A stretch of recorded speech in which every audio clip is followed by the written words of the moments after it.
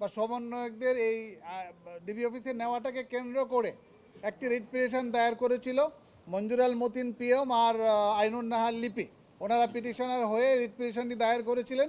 সেই রিট পিটিশনে আরেকটি জিনিস চ্যালেঞ্জ করেছিলেন তারা, লাইভ বুলেট, মানে যেগুলি পুলিশ গুলি করেছে সেরকম গুলি যেন পুলিশ করতে না পারে, লাইভ বুলেট না চালাতে পারে, সেই জন্য তারা রিট পিটিশন একটি ফাইল করেছিলেন। সেই রিট পিটিশনটি যথার্থভাবে ফাইল করা হয় নাই। এই রিট পিটিশনে যারা পিটিশনার ছিলেন তারা যথার্থ পিটিশনার ছিলেন না। রিট পিটিশনে কোনো সাবমিশন ছিল না, রিট পিটিশনে কোনো গ্রাউন্ড ছিল না, রিট পিটিশনে কোনো প্রপার ল পয়েন্ট ছিল না, এবং রিট পিটিশনটির যারা পিটিশনার ছিলেন তাদের কোনো লোকাস স্ট্যান্ডই ছিল না। এই মর্মে রিট পিটিশনটি ইন লেমিনি খারিজ করা, সামারিলি রিজেক্ট করে দেওয়া হয়েছে এবং নট ইনফর্ম বলে এবং যথার্থভাবে রিট পিটিশনটি দায়ের করা হয় নাই বলে খারিজ করে দেওয়া হয়েছে। এবং অবজারভেশন কোর্ট দিয়েছে যেগুলি আইন আছে, আমাদের যে কনস্টিটিউশনাল রাইট যেগুলি রয়েছে তাদেরকে বলা হয়েছে যে এটা আমাদের সংবিধানেই স্বীকৃত যে যাদের সমাবেশ করার অধিকার থাকবে, সমাবেশ করার অধিকার থেকে কাউকে বঞ্চিত করা যাবে না। আর পুলিশ যখন তার পাওয়ার এক্সারসাইজ করবে তখন সিআরপিসি এবং পিআরবিতে এবং সংবিধানে পুলিশকে যে পাওয়ার দেওয়া আছে সেই পাওয়ারটা পুলিশ এক্সারসাইজ করতে পারবে, বাট সংবিধান, আইন এবং বিধি সাপেক্ষে।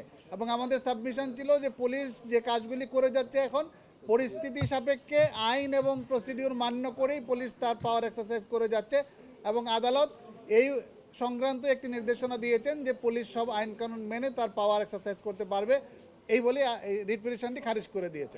এই আন্দোলনটি ছিল শুধুমাত্র কোটার আন্দোলন।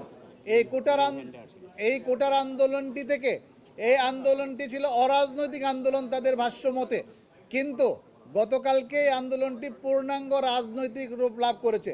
এই আন্দোলনটি এখন এক দফার আন্দোলনে যেহেতু রূপান্তরিত হয়েছে, এবং যে দুইজন রিট পিটিশনার তারা গতকালকে ফেসবুকে স্ট্যাটাস দিয়েছেন মাননীয় প্রধানমন্ত্রীকে বাংলা ছাড়ার জন্যে, এবং তারা এক দফার আন্দোলনে কালকে বক্তব্যও রেখেছেন, আপনাদের মিডিয়াতে এগুলো আসছে।